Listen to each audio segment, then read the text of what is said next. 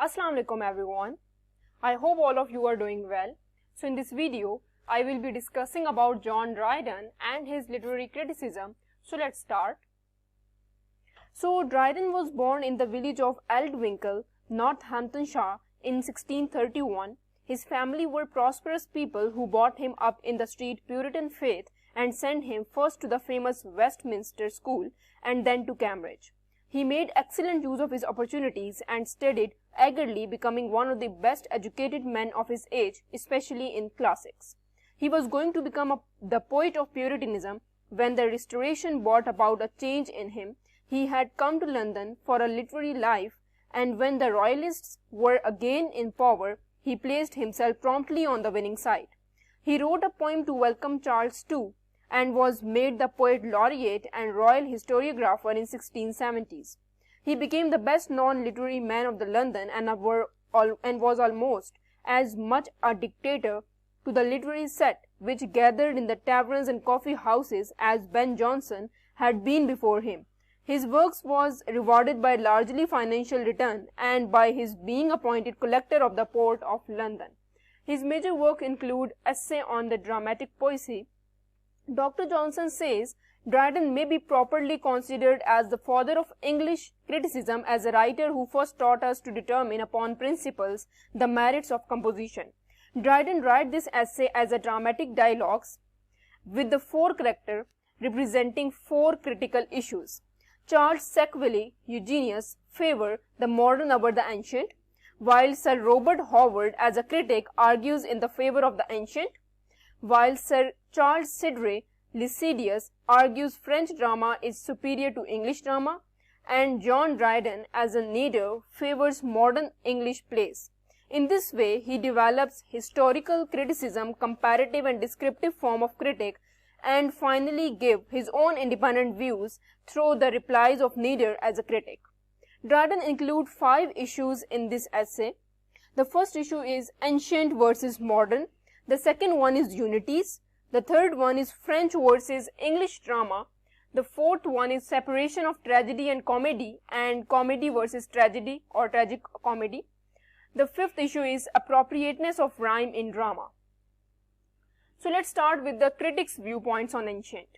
He argues that the superiority of ancient is established by the fact that moderns simply imitate them and have built on the foundation allied by them. The second point by the critics is that the ancients are the established models of the modern. The third point is that ancients are better because they have no models which they could follow in giving contribution to literature. In short, modern stands on the shoulders of ancient. The fourth point is that it should be remembered that every age has its own genius, its own inclination for particular branch of knowledge. The ancients had a special genius for drama, and in their particular branch of poetry, epic, they reached perfection and excelled in it just like drama. So the fifth point is that ancient poetry was more honored than any branch of knowledge. In ancient poets were rewarded according to their merits. Nowadays, moderns are neither suitably honored nor rewarded.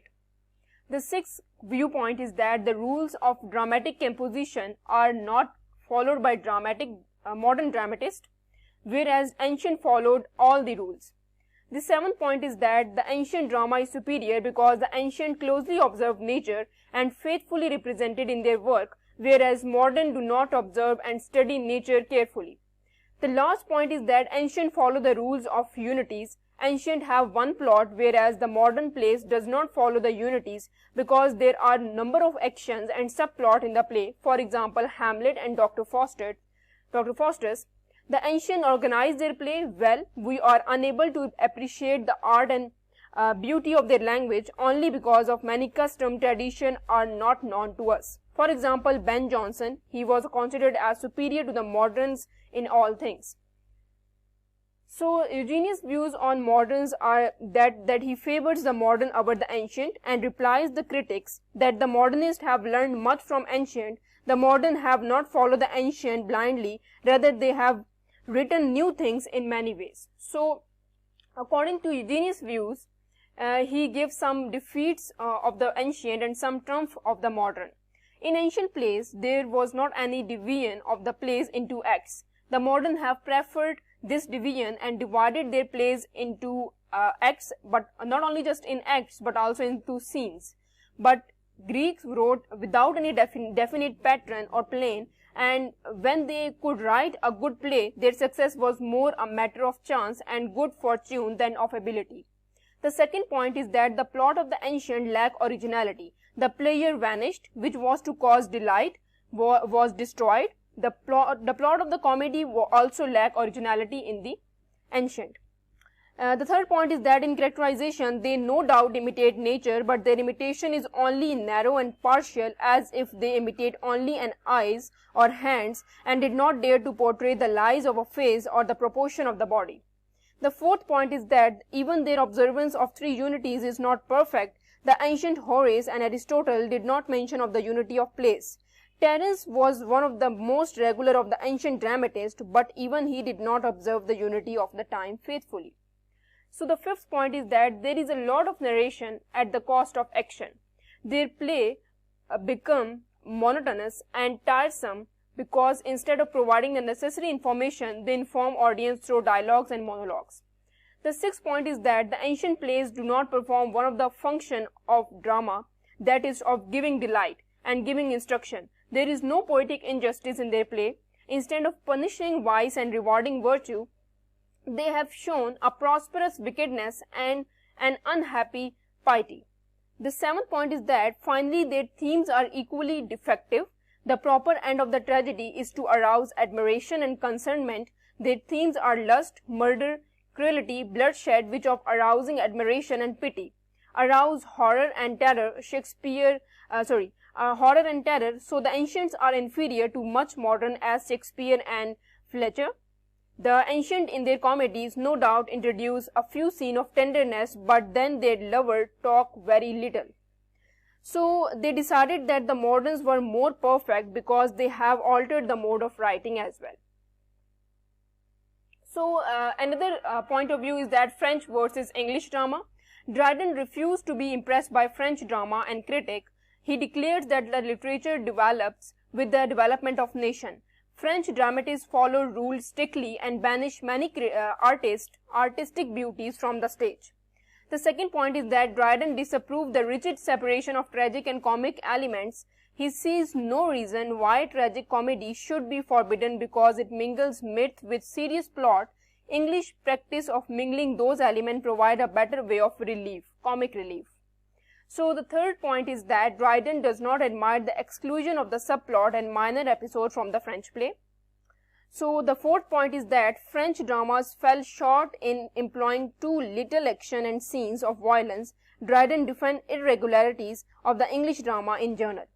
The last point is that Dryden appreciates English dramatists and poets. He appreciates Shakespeare, Fletcher, Johnson, Milton and Chaucer. He says Shakespeare had the largest and the most comprehensive soul, while Ben Jonson was the most learned and judicious writer which the theatre ever had. So the superiority of French drama is that French observe unities to perfection, unity of time, action not exceeds from 30 hours, and the second point, unity, is that unity of place. All the actions stick to the place where it began. They do not burden their plot with underplot because it diverts the attention of audience and readers. Nothing so absurd than English tragedy and comedy according to French drama. They said that nothing is so absurd than English tragedy and comedy. Plot of their tragedies are based on some history, but they mix facts with fiction so well. There is no multiplicity of action and incident in their play because no enough time to represent one passion fully instead of being one to another. One character is dominated over another. Narration or relations much more skillfully than in English. No sudden change or conversion in their play. They use of rhyme to beautify a play. So that's why French drama is more superior, because of their characterization, because of their mingling of elements of tragedy and comedy, because of their following the unity of time, while English does not follow such kind of things. So superiority of English over the French. Previously we talked about superiority of French over English. Now we talk about superiority of English over French. French plays are more regular while English plays are irregular. They lack rich variety of humor. Some French dramatists started mingling tragedy and comedy in the manner of English. They try to imitate it. They lack variety of plot. English plot are copious and varied. French are barren and narrow. Long speeches in French, not in English. That is present in French but not present in English. The more the character, the greater will be the variety. For example, Ben Jonson. So we studied about the 4 point of views: ancient versus modern, modern versus ancient, how they use, and the superiority of French over the English and English over the French, and their point of views, how John Dryden talks about different point of views while using different character names and their dialogues. So that's all from my side. If you have any queries, you can ask me in the comment section. Please like, subscribe and share my channel. Thank you for watching. See you in the next video.